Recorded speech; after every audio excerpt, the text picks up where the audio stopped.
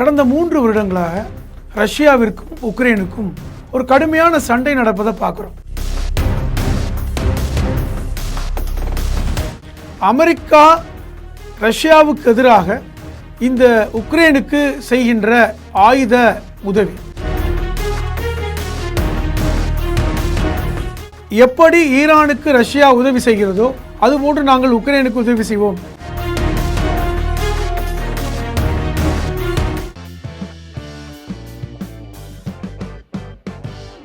GeM TV நேயர்களுக்கு வணக்கம். நாம் இப்பொழுது உலக அரசியலில் ரஷ்யா உக்ரைனுக்கான இந்த பிரச்சனை பின்புலம், ஏன் இன்னும் ரஷ்யா உக்ரைன் யுத்தம் நிறைவடையவில்லை, அவர்களுக்கு உண்மையில் என்ன நடந்து கொண்டிருக்கிறது என்பதை பற்றி பேச இருக்கிறோம்.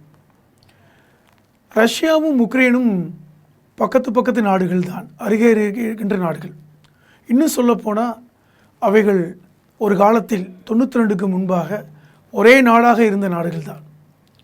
1917 சோவியத் புரட்சி ஏற்பட்டு லெனின் ஆட்சியாளராக மாறிய பின்பு அது ஒரு பெரிய நிலப்பரப்பாக சோவியத் யூனியனாக உலக அளவிலே ஒரு பலமிக்க நாடாக பார்க்கப்பட்டது. எப்படி என்றால், நிலப்பரப்பில் கிட்டத்தட்ட அப்பொழுது 86 லட்சம் சதுர மைலை கொண்ட ஒரு நாடு தான் சோவியத் யூனியன். 10க்கும் மேற்பட்ட நாடுகள் ஒரே நாடாக அப்பொழுது இருந்தன. லெனினுக்கு பிறகு ஜோசப் ஸ்டாலினோட ஆட்சிகளுமே ஒரு அதிகாரமிக்க நாடாக இருந்ததை நம்ம பார்த்தோம். இன்னும் சொல்லப்போனால் ஜெர்மனிக்கு எதிராக நடந்த 2ஆம் உலக யுத்தத்தில் ஹிட்லருடைய வீழ்ச்சிக்கு முக்கியமாக காரணமாக இருந்தது சோவியத் யூனியன் தான். இதெல்லாம் வரலாற்றில் ஒரு பதிவு செய்யப்பட்ட ஒரு வரலாற்று பதிவாகும். இப்பொழுது 1991-92களில் இந்த சோவியத் யூனியன் உடைந்து பல்வேறு நாடுகளாக சிதைந்து பிரிந்து கார்பச்சேவ் காலத்தில், அப்பொழுது சோவியத்தினுடைய இறுதி அதிபராக இருந்த கார்பச்சேவ் காலத்தில் அது உடைக்கப்பட்டது. அப்படி உடைக்கப்பட்ட நாடுகளில் ஒன்றுதான் ரஷ்யாவும் உக்ரைனும் கஜகஸ்தானும் இது போன்ற பல்வேறு நாடுகள். இந்த நேரத்தில் கடந்த 3 வருடங்களாக ரஷ்யாவிற்கும் உக்ரைனுக்கும் ஒரு கடுமையான சண்டை நடப்பதை பார்க்குறோம். இந்த சண்டை முடிவடையாமல் நீடித்து கொண்டிருப்பதையும் பார்க்குறோம். இது ஏன் இந்த சண்டை நடக்கிறது? இரண்டுமே பங்காளி நாடுகள் தான். இருப்பினும் உக்ரைனுக்கும் ரஷ்யாவுக்குமான பிரச்சனை எங்கிருந்து ஆரம்பிக்கிறது என்பதை நம்ம பேசியிருக்கிறோம்.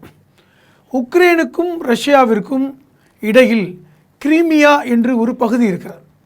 இந்த கிரீமியா என்கிற பகுதி இன்றும் ஒரு தன்னாட்சி மிகுந்த பகுதியாக, ஒரு மாநிலமாக, சுயாட்சி மாநிலமாக இருக்கிறது. இந்த கிரீமியா கிட்டத்தட்ட கருங்கடலில் ஒரு துறைமுகமாக இருக்கிறது. இது ரஷ்யாவிற்கு மிகவும் தேவையான ஒரு துறைமுகமாக இருக்கிறது. ஆரம்ப காலத்தில் 1954 குருஷேவ் ஆட்சியாளராக இருந்த காலகட்டத்தில் இந்த கிரீமியாவை உக்ரைனின் ஒரு பகுதி என்று அறிவித்தார். அப்பொழுதிலிருந்து கிரீமியா உக்ரைனின் ஒரு பகுதியாகத்தான் இருக்கிறது. இன்னும் சொல்லப்போனால் 92ல் எல்லா நாடுகளும் 11 நாடுகள், கிட்டத்தட்ட 10க்கும் மேற்பட்ட நாடுகள் பிரிந்தபோது, ரஷ்யாவும் உக்ரைனும் தனித்தனி நாடுகளாக மலர்ந்தபோது இந்த கிரீமியா உக்ரைனுக்கு சொந்தமான நாடு, சொந்தமான பகுதி என்று அறிவிக்கப்பட்டது. கிரீமியா ஒரு தன்னாட்சி மிகுந்த நாடாக இருந்தாலும் அது உக்ரைனுக்கு சொந்தமானது என்று தான் அறிவிக்கப்பட்டது. இன்னும் சொல்லப்போனால் உக்ரைனில் அதிகமாக மொழி பேசக்கூடியவர்கள் ரஷ்ய மக்கள் தான். ஆனால் ஆட்சி மொழி உக்ரைன் என்கிற இடத்தில். ஏன் ரஷ்யா உக்ரைனை அந்த கிரீமியாவை சொந்தம் கொண்டாடுகிறது என்று பார்த்தால், கிரீமியா ஒரு இயற்கை வளம் மிகுந்த துறைமுகம், கனிம வளம் மிகுந்த துறைமுகம். இந்த துறைமுகத்தை ரஷ்யா தொடர்ச்சியாக பயன்படுத்தி வருவதை பார்க்குறோம். இன்னும் சொல்லப்போனால் 2014 வரை இந்த கிரீமியா பகுதி ரஷ்யாவிற்கு மிகவும் கட்டுப்பட்ட பகுதியாகத்தான் இருந்து வந்தார். இன்னும் சொல்லப்போனால் 2015 கிரிமியாவுடைய ஆட்சியாளராக இருந்த பெட்ரோ, அவர் ரஷ்யாவுடைய அதிபர் விளாடிமிர் புட்டினுக்கு நெருங்கிய நண்பராக இருந்தார். அந்த நேரத்தில் 2 நாடுகளுக்கும் கிட்டத்தட்ட கிரிமியா தனி நாடு தான் என்றாலும் ஒரு தன்னாட்சியான நாடாக இருந்தாலும் உக்ரைனுக்கு சொந்தமான நாடு. அப்போ அந்த கிரீமியாவிற்கும் ரஷ்யாவிற்கும் இடையே, இன்னும் சொல்லப்போனால் உக்ரைனுக்கும் ரஷ்யாவுக்கும் இடையே ஒப்பந்தம் ஏற்பட்டது. இந்த கிரீமியாவை ரஷ்யா பயன்படுத்தி கொள்ளலாம் என்கிற அடிப்படையில் தான் இந்த ஒப்பந்தம் போடப்பட்டது. ஆனால் இது எப்பொழுது மாற்றம் அடைகிறது என்றால் 2018 தற்போது உக்ரைனின் அதிபராக இருக்கின்ற விளாடிமிர் ஜெலன்ஸ்கி அவர் ஆட்சிக்கு 2018 வந்ததுக்கப்புறம் இந்த ஒப்பந்தங்கள் மீறப்பட்டு முழுமையாக எங்களுக்கு கிரிமியா உக்ரைனுக்கு சொந்தமான பகுதி என்று அறிவிக்கப்படுகிறது. இதுதான் பிரச்சனைக்கான ஆரம்ப புள்ளி. காரணம், இந்த விளாடிமிர் ஜெலன்ஸ்கி ஒரு அடிப்படையில் ஒரு நடிகர், ஒரு காமெடி நடிகர். அவர் ஒரு சுயேட்சையாக தான் அவர் போட்டியிட்டார் தேர்தலில். ஆனால் மக்களுடைய பெரும்வாரியான ஆதரவின் காரணமாக அவர் அதிபராக மாற்றம் கண்டார். அவர் உக்ரைனுடைய அதிபராக மாற்றம் கண்ட பிறகு அவர் ரஷ்யாவோடு ஒரு எதிர்ப்போக்கை கடைபிடித்தார். ரஷ்யா எங்களுக்கு தேவையில்லை என்று சொன்னார். நாங்கள் எப்பொழுதும் கிரீமியாவை ரஷ்யாவுக்கு விட்டுக் கொடுக்க மாட்டோம் என்றார். ஆனால் ஒரு விஷயம் நீங்கள் புரிந்து கொள்ள வேண்டும். 2014-15 காலகட்டத்தில் கிரீமியாவில் அந்த மக்களிடம் ஒரு வாக்குப்பதிவு செய்யப்பட்டது. அதாவது இந்த கிரிமியா மக்கள் எந்த நாட்டோடு செல்ல வேண்டும் என்று மக்கள் விரும்புகிறார்கள் என்று ஒரு வாக்குப்பதிவு நடத்தப்பட்டது. அதன் அடிப்படையில் பார்த்தால் 80 விழுக்காடு கிரிமிய மக்கள் நாங்கள் ரஷ்யாவோடு தான் செல்ல வேண்டும் என்று வாக்களித்தார்கள். இதன் அடிப்படையில் தான் 2015 கிரிமியாவை ரஷ்யா சொந்தம் கொண்டாடலாம், அனுபவித்துக் கொள்ளலாம் என்று உக்ரைனுடைய அதிபர் பெட்ரோ இந்த ஒப்பந்தத்துக்கு வரார். இதுக்கு பேரே மின்ஸ்க் ஒப்பந்தம் தான். இந்த ஒப்பந்தம் மீறப்பட்ட பிறகுதான் பிரச்சனை பெரிதாக வெடிக்கிறது. கடந்த 3.5 வருடங்களாக ஒரு யுத்தம் ஒன்று உக்ரைனுக்கும் ரஷ்யாவுக்கும் தொடர்ச்சியாக நடப்பதை பார்க்கலாம். இது ஒரு பார்வை. இரண்டாவது பார்வை, உக்ரைன் நேட்டோவில் ஒரு உறுப்பினராக சேருவதற்கு முயற்சி செய்ததன் காரணமாகத்தான் இந்த யுத்தம் என்று ரஷ்யா அறிவித்தது. காரணம், நேட்டோ என்று சொல்லக்கூடிய நார்த் அட்லாண்டிக் கண்ட்ரீஸ், அதாவது ஐரோப்பிய யூனியனில் இருக்கின்ற இந்த நார்த் அட்லாண்டிக் கண்ட்ரீஸ் எல்லாம் சேர்ந்து தான் நேட்டோ என்கிற நேச நாடுகளுடைய ஒப்பந்தங்கள் போடப்பட்டிருக்கின்றன. குறிப்பாக இங்கிலாந்து, பிரான்ஸ் இது போன்ற நாடுகள் எல்லாம் இந்த நேட்டோவில் முக்கியமான அங்கம் வகிக்கின்ற நாடுகள். ரஷ்யா தெளிவான ஒரு விஷயத்தை உக்ரைனோட ஒப்பந்தம் போடும்போது சொன்னார்கள். எந்த காலத்திலும் உக்ரைன் நேட்டோவில் ஒரு உறுப்பினராக சேரக்கூடாது என்பதுதான் முக்கியமான ஒரு சரத். அது 2015 2018 வரை அது மீறப்படவில்லை. எப்பொழுது 2018 ஜெலன்ஸ்கி உக்ரைனுடைய ஆட்சியாளராக வருகிறாரோ அதன் பிறகு அது மீறப்படுகிறது. இதற்கு பின்னே அமெரிக்கா ஒரு தூண்டுதலாக இருக்கிறது என்கிற கருத்து முன்வைக்கப்படுகிறது. அமெரிக்கா தான் உக்ரைனை நேட்டோவில் இணைய வேண்டும் என்று சொல்வதாக சொன்னார்கள். நேட்டோவில் இணைந்தால் ரஷ்யாவுக்கு என்ன பிரச்சனை என்கிற கேள்வி. நேட்டோவுடைய அடிப்படை விதி என்பது, நேட்டோ நாடுகள் ஒரு 25 நாடுகள் நேட்டோவுடைய உறுப்பினராக இருக்கின்றன.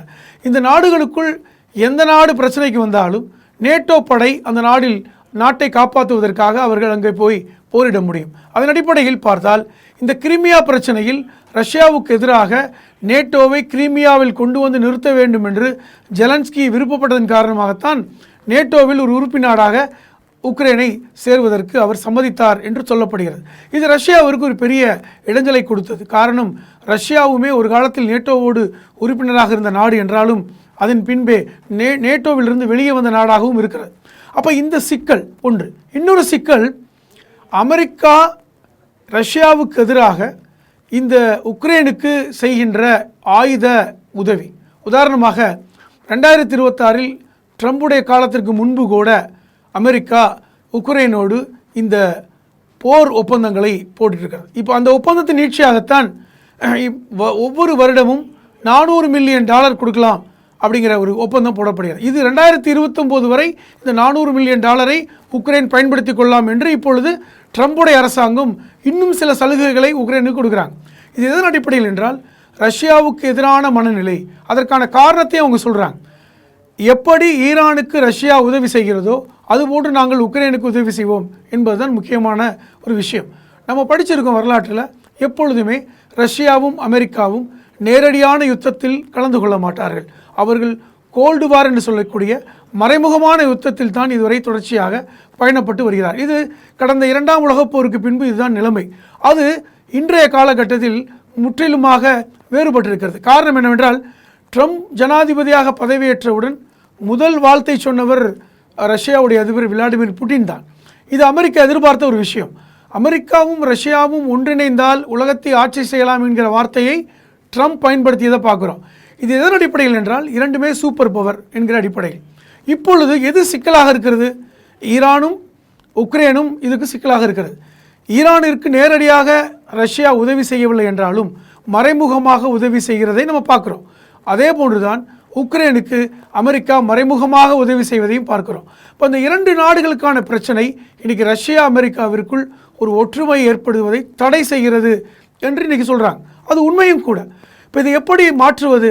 இன்றைக்கும் கடந்த 3 வருடங்களுக்கு மேலாக உக்ரைனுக்கும் ரஷ்யாவுக்குமான இந்த யுத்தம் தொடர்ச்சியாக நடந்து கொண்டிருக்கிறது. இன்னும் சொல்லப்போனால் இந்த ரஷ்ய படையில் வடகொரியாவுடைய படைகள் 30,000 இராணுவ வீரர்கள் பங்கேற்றிருக்காங்க. சீனாவுடைய ஆயுதங்கள் ரஷ்யாவிடம் கொடுக்கப்பட்டிருக்கிறது.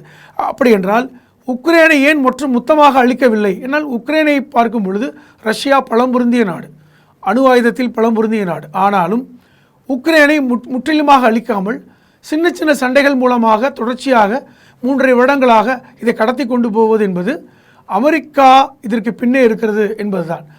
ஒருவேளை உக்ரைனை ரஷ்யா உக்கிரமாக தாக்கும் பட்சத்தில் அது அமெரிக்கா இன்னும் கூடுதலாக அனுசரணை கொடுக்குமோ என்கிற அச்சத்தில் தான் இந்த யுத்தம் என்பது ஒரு சர்வசாதாரணமான யுத்தமாக நடந்து கொண்டிருக்கிறது.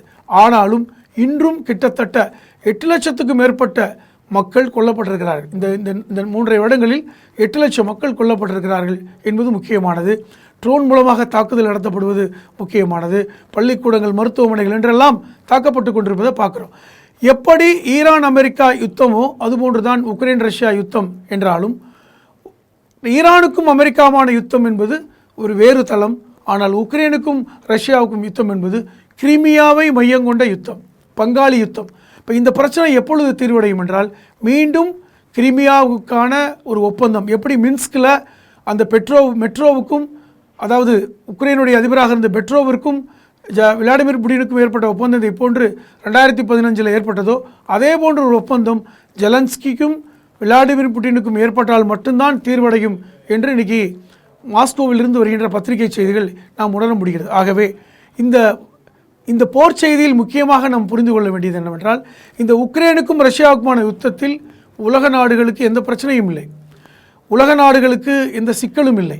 ஆனால் இதே ஈரானுக்கும் அமெரிக்காவுமான யுத்தத்தில் உலக நாடுகள் மிக கடினமான ஒரு பிரச்சனைகளை, சொல்லப்போனால் கச்சா எண்ணெய் பிரச்சனைகளை சந்தித்து கொண்டிருப்பதை பார்க்குறோம். ஆனால் இந்த உக்ரைன் ரஷ்யா பிரச்சனையில் முக்கியமாக பாதிக்கப்படுவது உக்ரைனுடைய பொதுமக்களும் ரஷ்யாவுடைய மக்களும் என்பதுதான். ஆகவே இந்த யுத்தத்தின் சாராம்சம் என்பது ஒரு நீண்ட நெடுங்காலமாக நடந்து கொண்டிருக்கின்ற யுத்தம், அது இன்னும் தொடரும் என்பதுதான் நம்மளுடைய பகுத்தாய்வாக இருக்கிறது. இதுவரையில் உக்ரைன் ரஷ்யாவுடைய போர் செய்திகளையும் அதன் பின்புலங்களையும் அது வரலாற்று பின்புலங்களையும் நாம் பேசினோம். மீண்டும் ஒரு முறை இதுபோன்று ஒரு வரலாற்று செய்தியை ஜெம் நேயர்களுக்காக நாம் பேசுவோம். அதுவரை நன்றி நேயர்களே, வணக்கம்.